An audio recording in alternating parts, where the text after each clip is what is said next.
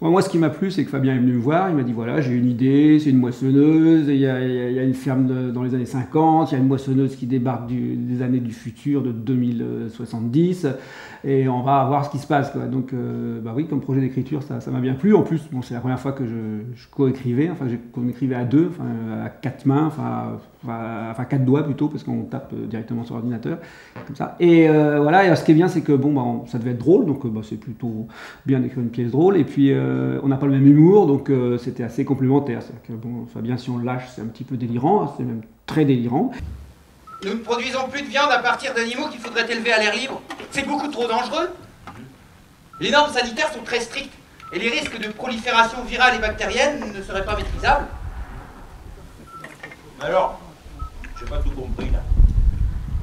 C'est quoi ta viande en pub? Ce sont des protéines de synthèse génétiquement modifiées et répliquées in vitro dans des grands centres de production industrielle. Directement de l'éprouvette à la barquette. Ça a du goût? Non, aucun. Mais c'est parfaitement dosé en oméga 3 et en oligo-éléments. Et puis surtout, niveau cholestérol, rien à dire.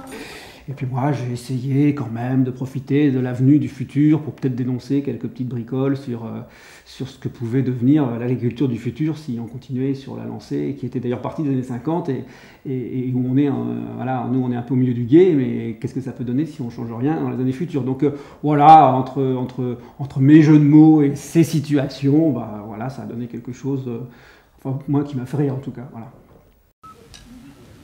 C'est les animaux qui ont apporté toutes ces maladies? Hélas, oui. C'est arrivé petit à petit. Au début du siècle, on a eu des problèmes avec la volaille. Et puis, ça a continué avec les moutons. L'épidémie risquait de s'étendre aux humains, alors on a commencé à produire de la viande autrement. Il a fallu désinfecter tous les élevages. Et c'est pour ça que la cour de ma ferme est entièrement carrelée et qu'il y a des pédiluves remplis d'eau de javel à chaque pas de porte. Oh bah dis donc, t'entends ça, Robert? Ce serait drôlement bien si notre cour était corlée. Je pourrais passer la serpillière. Ce serait quand même plus propre, hein. Mais n'importe quoi, et pourquoi pas une salle de bain et des toilettes dans la maison pendant que tu y es? Moi je dis que c'est plutôt bien que les machines aient travaillé à notre place. Et puis, plus de vaches à terre à 5 h du matin, moi je dis que dans le futur, il y a de l'avenir. Je sais, je n'ai pas à me plaindre, mais quand je vous vois là, tous réunis autour de la table, avec le bébé, la grand-mère, la famille, les ouvriers, et puis cette vie là, avec ces animaux, ces odeurs, ce tas de fumier, et puis ce repas, ce petit vin, cette bonne viande.